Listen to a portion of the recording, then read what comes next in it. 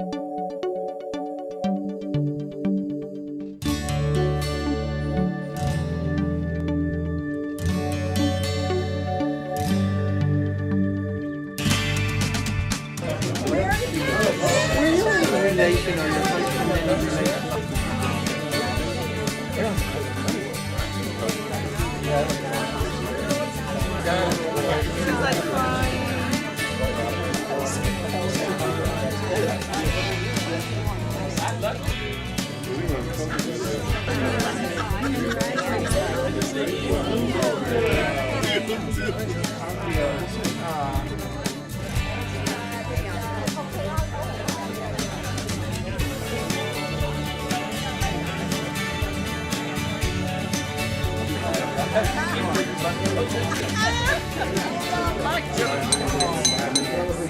want to welcome everybody to the class of 1960 50th reunion.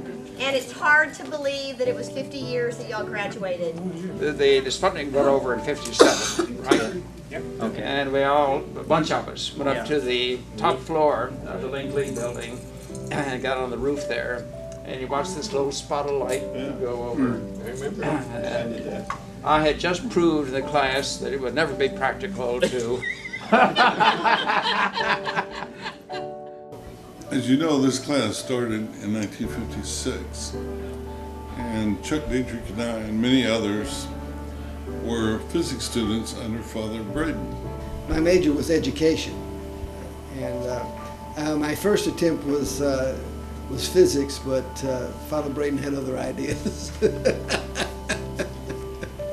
He was a very, very young priest at that time, and tall, black-headed, and I think I contributed to his first gray hair that he ever had in his head. We poor physics students were taking optics, and Father Braden decided it's time to put more celestial mechanics on our test, but he also encouraged us to form a rocket club. We got up to 1,000 feet. We'd take the back of it, drill a hole in it, and we'd put a copper diaphragm inside this thing with this hole in it, and we had this plunger that would go up and punch a hole in the bottom of this rocket, and it would go off. What I remember is Father Lee's English classes. We had them in an old house. He named it Shadwell Hall because he thought Shadwell was the worst poet in the English language. But it did have a dining room with a round table, and there'd be 5 or 6 of us in a class, and we'd sit around the table and discuss literature. There was a whole group of us that met there regularly. Father Lee was, apart from being an excellent teacher, was also a good cook.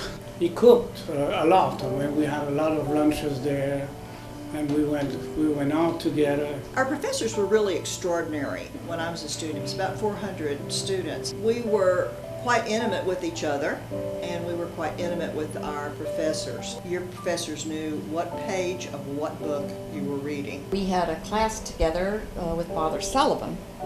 Called him Father S, and the first thing he had us do was write an essay on why are you here at college and what are you going to learn? Father Sullivan used to come up behind you and walk with you a little bit, and then he'd say, "What are you reading?"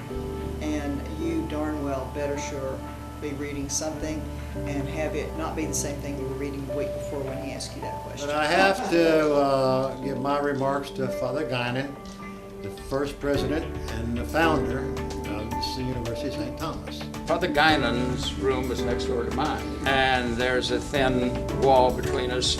And I was typing away like mad until about midnight every night on my dissertation. And finally, something came up, and Father Guinan mentioned that the noise. I said, "Oh, I'm sorry, I didn't even read." He said, "But it's all right. Once you get to sleep, you don't notice it." I am the only member of the Motley Crew. We were Father Guinan's little boys. Anytime he needed an errand run, anytime he needed somebody picked up, it was a member of the Motley Crew would do it. But also, our main function was to take care of the student center, of which you're now calling an art museum. And then about every 2 or 3 months, we would rent the KC Hall and have a beautiful dance, blow all our money, and start all over again. One of the main events that I remember was at in the Mardi Gras events, of course, where we had the students perform and dance and such. And we had snow 2 years apart. Both of them were Valentine's Day, and it snowed hard in 1960 on Valentine's Yeah. Day. I mean, we had like 5 or 6 inches in Glen Park. It was snowing like crazy, and after the class, I heard him on the phone and says, "Change my forecast from rain to snow." I remember living in the yellow dorm, and my bed would move across the floor at night when people would walk up and down the stairs. Oh, well, okay. Any questions? The answers will be published later. The best part of the university was that we were very much mentored and tutored on an individual basis by the professors. When I went to graduate school in Wisconsin, I realized that I was probably generally better prepared than most of the students that came in.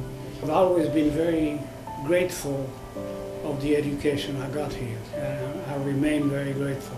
It's very difficult to see in the moment when you're studying and what's going on in your life to really understand how meaningful those experiences are.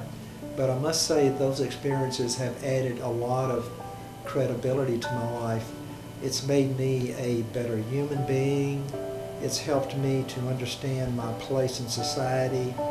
And as I said, it's given me the ability to think on my feet. It's been a great experience.